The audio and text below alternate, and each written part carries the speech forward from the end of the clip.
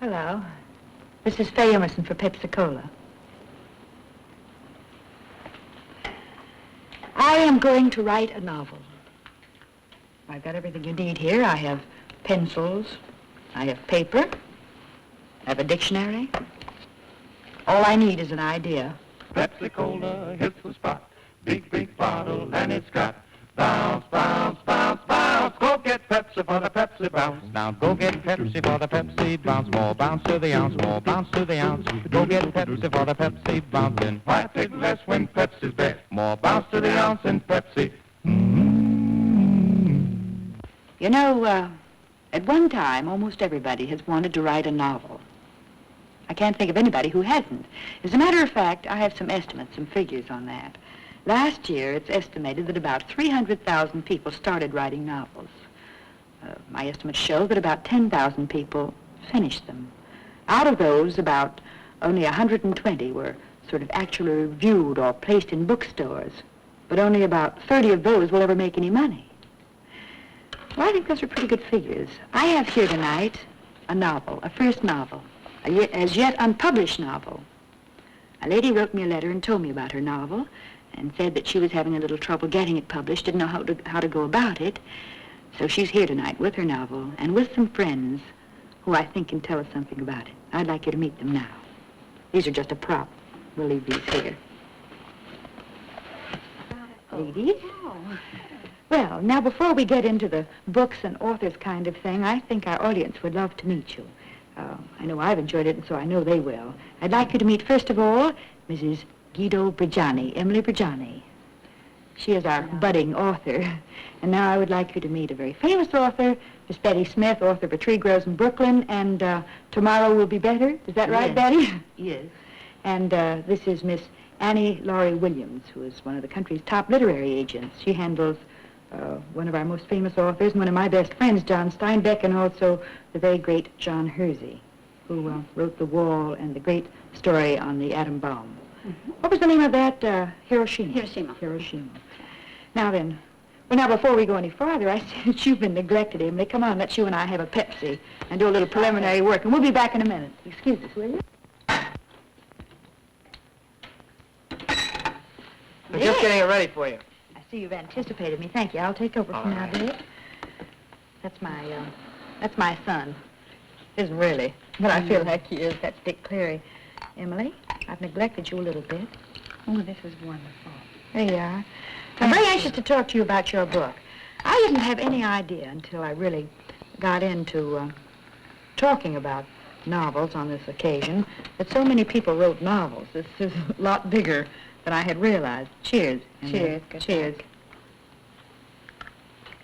Let's talk about you, Emily. Emily, how did you happen to, first of all, let's not ask how you happened to write the novel. Let's find out about you personally. Well, I live in Jamesburg, New Jersey. It's a small town, isn't it? Very small, only 2,000 people, and very old. And I live in an old Victorian house with 11 rooms. And my husband is the judge in Jamesburg, and we've lived there now for quite a few years. Emily, from what I understand is you have several businesses. This to me was very interesting because I thought writing a book had to be for people who had all the time in the world on their hands, and I don't see how you had any time. Tell us a little bit about what you do. Well, I have 2 shops in Perth Amboy, New Jersey. They're women's apparel shops. We sell blouses, sweaters, skirts, dresses, and everything is monogrammed. Doing all of this, which I understand you've done for quite a few years, and running a house, do you have children? 1 boy, 13. Well, Emily, how long did it take you to write this book? It took me about 3 years. 3 years? That's fantastic. Well, of course, I wasn't writing all the time. I was just writing in the evenings. And all the time I was busy at my business because one must be practical, too. Well, what made you want to write a book? Well, I went through college and took various courses in creative writing.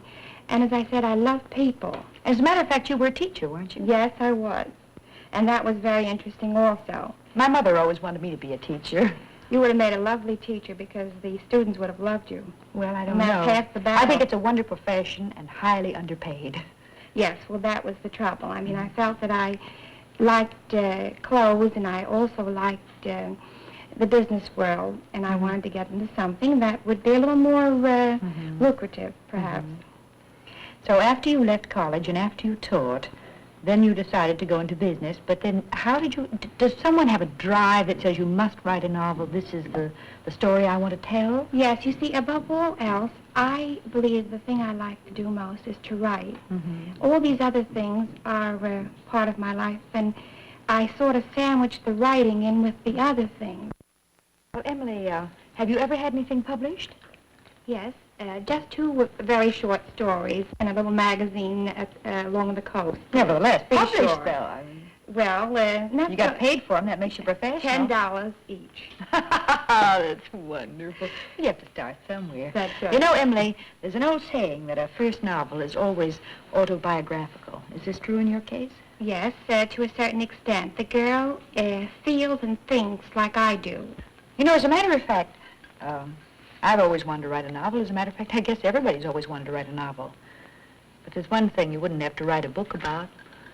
You don't need that many words to tell you about how good Pepsi-Cola is. Because friendly, famous Pepsi-Cola with its famous more bounce to the ounce is very simple to explain. Its appeal is for men, women, and children alike. Its wonderful wake-up tang just makes any party go. But it doesn't even have to be a party, just any time of day. Now, do what I ask you, won't you? Remember that Pepsi-Cola's big bottle gives you more for your money, too. It just makes sense. Why take less when Pepsi's best? So the next time you're at your grocer's, get a carton, will you? Take home several cartons, as a matter of fact. That's the way to do it. Right? Cheers.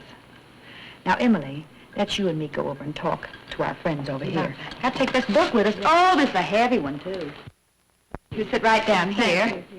Well, we've got our Pepsis, and we also did a little research on Emily and her background. And now we would like to get down to some serious talk about how to write a novel. Betty, it occurs to me that, in a sense, Emily's first novel is somewhat like yours in that it is autobiographical. I understand yours is not the story of your life, but It's autobiographical. in the sense that you knew your back. Yes. You're writing about people you knew. I've heard, I've seen, and I've lived, excuse the expression, through it. I think any novel has to be autobiographical unless it's a detective story. Because how else can you write except what you've known and what you feel and what you've experienced, what you've seen, what you've heard. Or do you Well, find writing easy? I find playwriting easy. It's easy to write in dialogue, but the novel is a very hard job. And also, I was doing two jobs. I was writing one-act plays for a living. I had 75 one-act plays published, before the book came out. And I had two children, and my day was pretty full. I had to make a living, and I didn't have time. So I had to get up at 6 o'clock at buy time. And I think I'm busy. Betty, how did your novel come to be published? Why, I wrapped it up in a piece of paper that I had been saving and brought it down to the express office because it was cheaper than the post office. And I sent it off. And then 3 weeks later, I got a letter saying it was accepted. Oh, how wonderful. It took you 3 years. Well, it took me 3 years, too, but it needn't to have taken 3 years.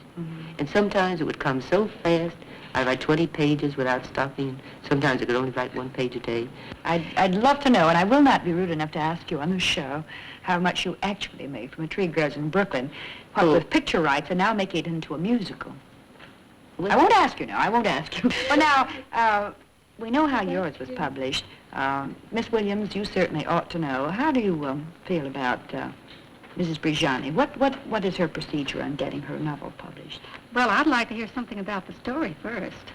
The name, This Little Moment, is from a very old quotation written by Fra Giovanni in 1513.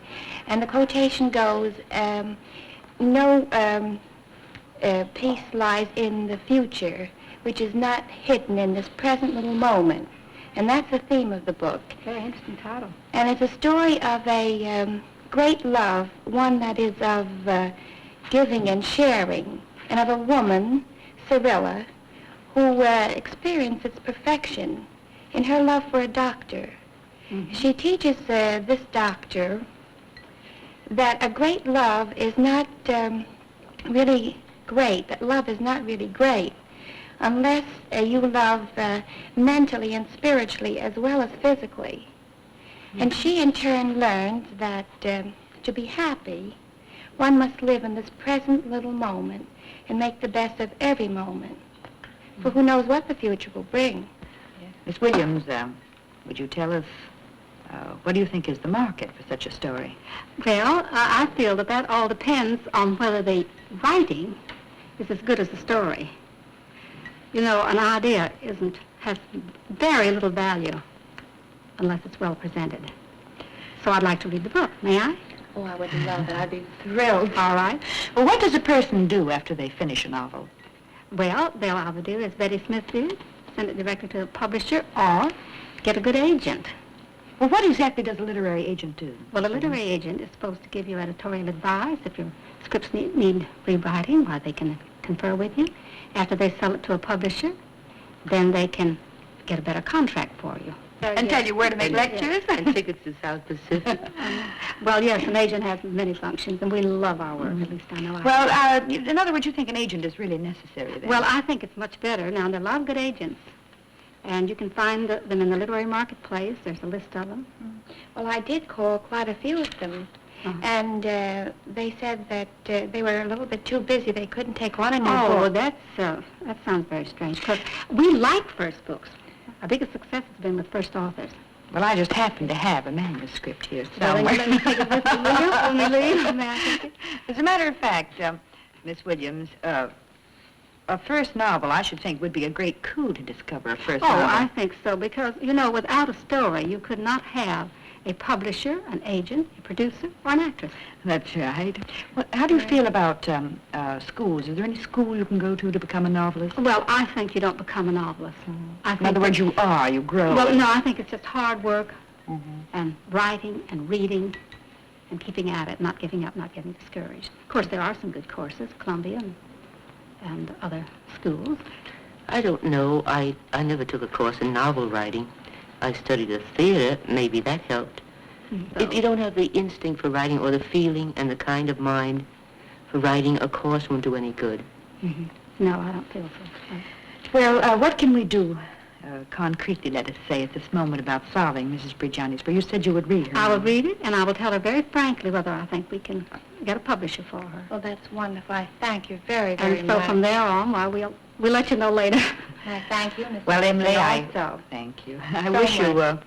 I'm delighted you could come here, and I wish you all good luck on your novel, and I hope it's published, and I know you will all rush right out and get it, because you saw it here first. Remember, you saw it unborn, you might say. And by the way, please don't send your manuscripts to me, because I know nothing about it. But now here's something that's always a bestseller. Pepsi-Cola hits the spot. Big, big bottle and it's got bounce, bounce, bounce, bounce. Go get Pepsi for the Pepsi bounce. More bounce to the ounce for all the gang, 'cause Pepsi's a bubble with that wake-up tang. Where the fun's a soaring, that's what Pepsi's pouring. So much more fun, so much more zest. Why take less when Pepsi's best? Friendly, sparkling Pepsi, ice cold and waiting, and always a big, big bottle. Get Pepsi. Get more for your money. Pick up several cartons tomorrow.